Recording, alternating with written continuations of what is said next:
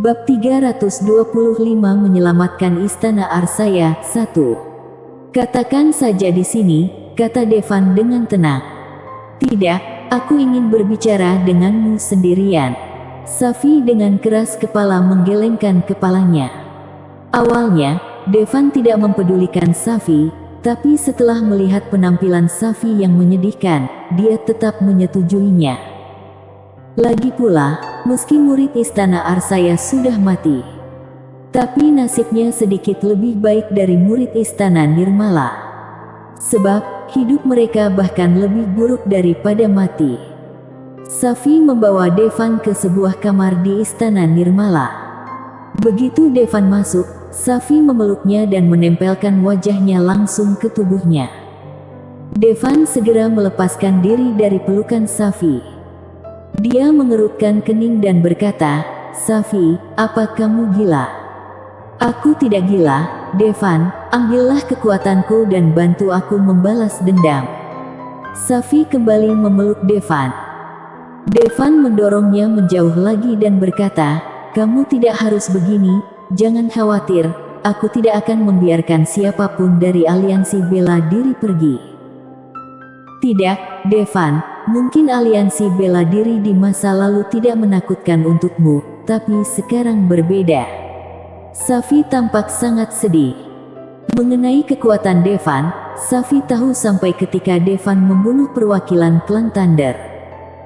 Kekuatan yang ditunjukkan Devan saat itu seharusnya berada di puncak Supreme. Puncak Supreme sebelumnya memang bisa membinasakan 100 aliansi. Tapi sekarang, tidak semudah itu. Aliansi bela diri sudah menangkap 9.000 murid dari Istana Nirmala. Jika mereka menyerap keterampilan para murid Istana Nirmala, kekuatannya akan melonjak. Mungkin ada seseorang yang menerobos ke Celestial. Seorang Master Celestial dan Master Supreme sama sekali pada level yang berbeda. Selama satu orang di antara mereka berhasil menerobos, maka Devan tidak akan bisa mengalahkannya. Satu-satunya cara adalah membuat Devan menerobos ke alam Celestial. Dan cara tercepat adalah Safi mengorbankan dirinya sendiri. Biarkan Devan menyerap kekuatannya. Devan awalnya diperkirakan memiliki kekuatan seorang Master Supreme tingkat puncak. Begitu dia menyerap kekuatan Safi, dia mungkin bisa menembus level Celestial. Meski masih mustahil untuk membalaskan dendam Istana Nirmala 100%, peluang menang selalu lebih tinggi. Oh, omong-omong, meski markas besar Istana Nirmala telah dihancurkan, aku masih bisa menghubungi murid perempuan di cabang lain. Sekarang, aku akan memanggil mereka dan meminta mereka untuk memberi semua kekuatannya kepadamu. Dengan begitu kamu pasti bisa menerobos Celestial, kata Safi sambil mengeluarkan ponselnya. Terlihat Safi akan melakukan semuanya demi balas dendam. Dia bahkan rela menyerahkan dirinya pada Devan.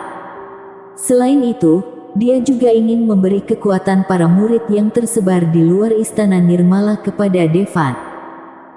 Devan langsung merampas telepon dari Safi yang sudah kehilangan akal sehatnya, lalu mengerutkan kening dan berkata, "Safi, aku bilang aliansi bela diri akan membayar harganya, kamu tidak perlu melakukan ini.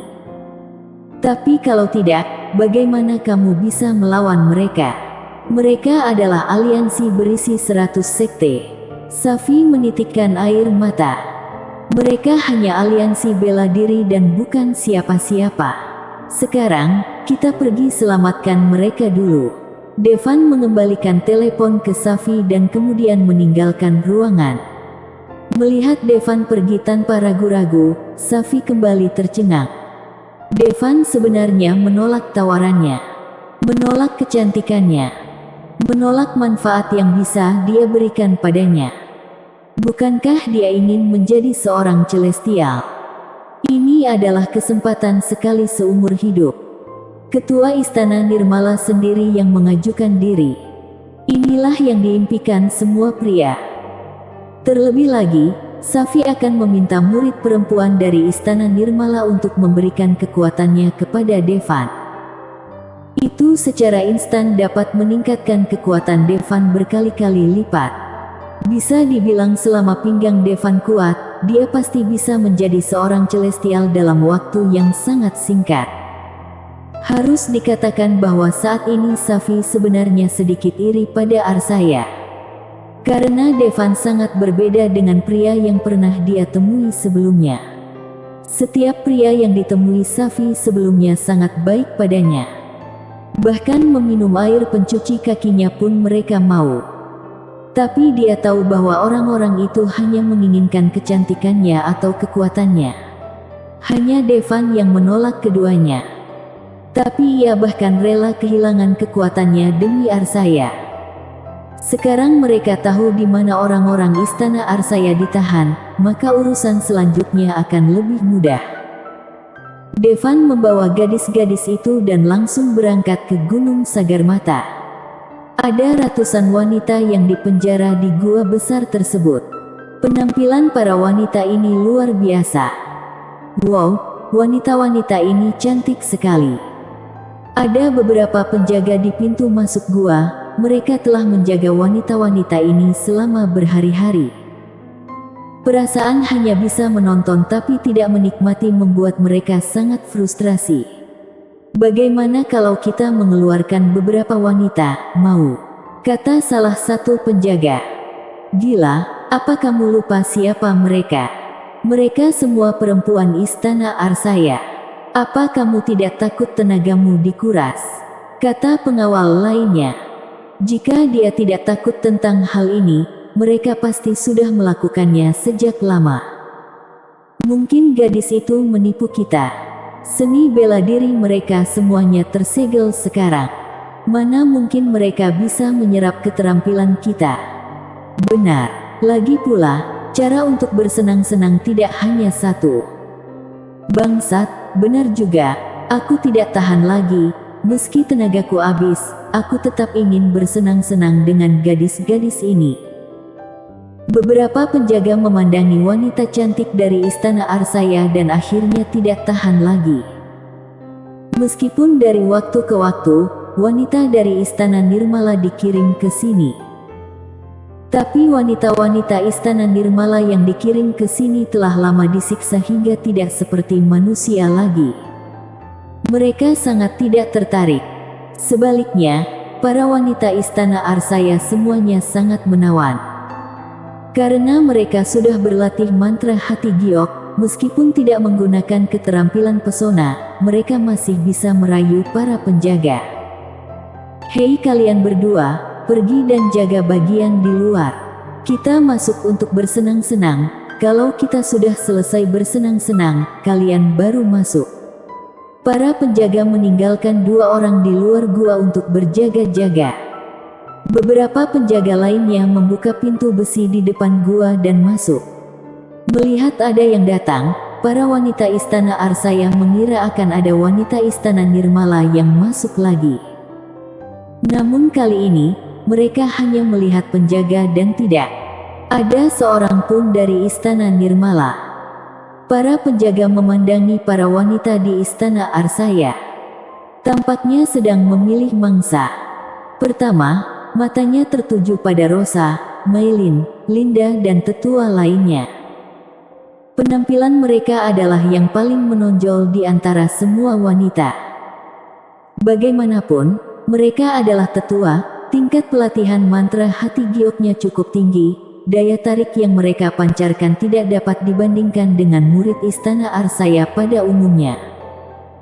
Namun, pada akhirnya, para penjaga tidak jadi memilih wanita-wanita tersebut. Karena wanita-wanita ini adalah iblis wanita nomor 1 di Istana Arsaya. Bersambung. Bab 325 Menyelamatkan Istana Arsaya 2. Jika kekuatan mereka diserap, kemungkinan besar mereka akan kembali jadi manusia biasa. Meskipun mereka merasa jika seni bela diri para wanita sudah disegel, maka kekuatannya mungkin tidak dapat diserap. Namun tidak ada yang berani mengambil risiko. Jadi, mereka bersiap untuk menangkap beberapa murid Istana Arsaya biasa untuk memuaskan hasrat mereka. Akhirnya, beberapa orang sudah memilih targetnya, lalu mereka datang dan hendak menangkap murid perempuan Istana Arsaya. "Kalian, apa yang kalian lakukan?" Rosa berseru. "Kalian masih belum tahu apa yang ingin aku lakukan, kan?" kata penjaga itu sambil tersenyum jahat. "Kalian tidak takut kita bisa menyedot kekuatan kalian?" Para wanita terpilih dari Istana Arsaya jelas sedikit takut dan berkata untuk melawan. "Aku tidak percaya kemampuan kalian yang sudah disegel masih bisa menyerap kekuatanku. Terlebih lagi, dengan budidaya kalian dan yang lainnya, bahkan jika keterampilan mereka disedot, aku tidak akan kehilangan banyak keterampilan aku," kata penjaga itu dengan mata menyipit. "Ayo nona kecil, hisaplah kekuatanku." Rupanya para penjaga sudah tidak tahan lagi. Dengan risiko kekuatannya disedot, mereka tetap akan melakukan ini. Dengan begitu, para wanita dari Istana Arsaya dibawa pergi secara paksa. Meski begitu, yang terkuat hanyalah Grand Emperor tingkat bronze. Mudah saja menjaga para wanita Istana Arsaya yang telah disegel ilmu bela dirinya ini. "Beraninya kamu menyentuh mereka, melihat mereka hendak dibawa pergi," Rosa berteriak tajam. "Rosa, apa kamu masih mengira kamu adalah tetua dari Istana Arsaya? Kamu hanya tawanan kami sekarang," ejek para penjaga. "Betul, kalian belum tahu kan? Ketua aliansi sudah memutuskan untuk mengeksekusi kalian dengan api dalam 3 hari. Saat itu, kalian semua akan mati. Lebih baik kita bersenang-senang sebelum kalian mati. Tentu saja kalau kalian ingin mati sekarang, aku bisa membantu kalian." Penjaga itu melirik wanita Istana Arsaya dengan mata dingin. "Brengsek, jangan sentuh mereka, datang dan lawan aku kalau kamu punya nyali," kata Linda kesal. "Ayo, bukankah itu yang kalian mau? Aku akan menemani kalian." Mailin pun menantang. Sebagai tetua Istana Arsaya, saat ini mereka memutuskan untuk berdiri dan melindungi murid-muridnya. "Tetua." Melihat pemandangan ini, murid perempuan Istana Arsaya semua terharu. Jika sebelumnya, mereka pasti tidak berani melawan. Namun saat ini mereka sudah menghubungi ketua istana. Mereka yakin ketua istana akan segera datang untuk menyelamatkan mereka. Oleh karena itu, mereka harus bertahan. Ditunda sampai kedatangan ketua istana. Sebelumnya, mereka tidak ingin ada murid perempuan Istana Arsaya yang disakiti. Melihat tetua yang berani melawan, para penjaga menelan ludah. Tapi mereka akhirnya memberanikan diri. Lagi pula, mereka tidak takut dengan wanita Istana Arsaya biasa. Meski mereka masih sedikit takut dengan iblis perempuan tersebut. Pertama-tama, iblis perempuan ini sudah sangat kuat. Kedua, mereka tidak ingin dihisap dan diperkosa oleh mereka. "Linda, apa menurutmu aku tidak berani menyentuhmu?" Pada saat ini, seorang penjaga muda di tingkat High Master keluar dan menatap Linda dengan mata membara. "Hei Gani, apa kamu gila? Apa kamu berani menantang iblis wanita ini? Hati-hati jangan sampai tersedot." "Aku tidak takut. Lagi pula aku masih muda dan jika aku benar-benar tersedot, aku akan berlatih lagi." Penjaga bernama Gani menelan ludahnya. Dia memutuskan untuk mengambil risiko. "Biar aku mencoba menguji seberapa hebat kamu dalam menghisap seperti iblis menyedot kekuatan." Setelah Gani selesai berbicara, dia berkata kepada teman-temannya, "Biarkan aku mencobanya untuk temanku dulu. Jika aman, sisanya yang lainnya kuserahkan pada kalian." Setelah mengatakan itu, dia benar-benar berjalan menuju Linda. Meskipun Linda baru saja mengancam, Linda tetap gemetar saat dia melihat penjaga berjalan ke arahnya. Tidak, dia tidak akan membiarkan dirinya diintimidasi oleh para bajingan. Kalian, jangan datang ke sini, kalau tidak, aku akan bunuh diri. Linda mencabut jepit rambutnya dan mengarahkannya ke lehernya. Penjaga bernama Gani itu mengerutkan kening. Bagaimanapun, ketua aliansi telah berjanji bahwa tetua dari Istana Arsaya ini tidak boleh mati. Ketika saatnya tiba, mereka dibutuhkan untuk dieksekusi di depan umum. Oke, aku tidak akan menyeretmu, tapi aku akan menyeret mereka. Sebuah cibiran muncul di wajah Gani, lalu dia langsung meraih seorang wanita dari Istana Arsaya dan meremukkan tenggorokannya tanpa ampun. Krak. Ketika para wanita Istana Arsaya melihat ini, mereka mengumpat marah. Apa kamu bodoh? Aku bisa bertindak lebih kejam lagi. Linda, kalau kamu tidak patuh, aku tidak hanya akan membunuh satu orang, tapi aku akan membunuh satu setiap menit. Lagi pula, ketua bilang nyawa kalian dan tetua yang tidak boleh diganggu. Tapi dia tidak mengatakan tentang tang lainnya. Wajah Gani dipenuhi dengan senyuman jahat. Mata indah Linda berlinang menatap murid perempuan yang tenggorokannya remuk dan tidak bernapas lagi. Tubuhnya bergetar dan dia berkata, "Oke, aku akan tinggal bersamamu." Itu benar. Senyum muncul di wajah Gani. Dia berjalan menuju Linda selangkah demi selangkah. Linda menutup matanya karena marah. Namun, pada saat ini, Linda tiba-tiba melihat sebilah pedang dengan lingkaran cahaya merah menyala menembus dada Gani. Ah! Gani menjerit kesakitan. Saat berikutnya, bilah pedang itu bergetar hebat, langsung membelah tubuh Gani menjadi dua bagian. Inilah kekuatan senjata bintang 1. Nessa hanya menyuntikkan sedikit kekuatan, namun kekuatan penghancur yang ditimbulkannya sangatlah mencengangkan. Ya, di momen kritis ini, Devan dan yang lainnya akhirnya datang menghampiri. Devan langsung menyerahkan pedang naga api kepada Nessa untuk digunakan. Meskipun Nessa tidak pandai menggunakan pedang, tapi itu tidak penting. Bagaimanapun, ini adalah senjata bintang 1. Bahkan orang biasa pun bisa membunuh Celestial. Terlebih lagi, tidak satu pun dari orang-orang ini yang mencapai tingkat Supreme. Nessa saja sudah cukup untuk membunuh mereka semua. Ketua Istana. Melihat kedatangan Arsaya, para wanita di Istana Arsaya semuanya menunjukkan ekspresi senang. Ketua Istana memang datang untuk menyelamatkan mereka. Dasar cari mati. Baru kemudian penjaga lainnya bereaksi. Mereka segera datang dan mengepung Nessa. Sayangnya, dengan pedang naga api di tangannya, meskipun Nessa hanyalah Grand Emperor, dia dapat dengan mudah mengalahkan para penjaga ini. Nessa, jangan bunuh mereka. Melihat Nessa hendak membunuh para penjaga, tiba-tiba Devan berteriak. Meski Nessa sedikit bingung, dia tetap berhenti. Para penjaga hampir mati ketakutan. Bukankah pedang di tangan Nessa sangat menakutkan? Dia jelas memiliki kekuatan 2 tingkat lebih tinggi dari Nessa, tapi dia tidak bisa menahan serangannya. Terutama, mereka tahu ada Arsaya di sana. Ketua Istana Arsaya, maafkan kami. Beberapa penjaga berlutut di depan Arsaya dan terus memohon ampun.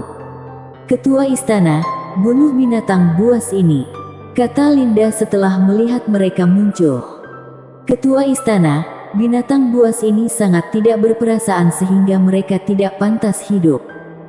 Ya, Ketua Istana, bunuh dia.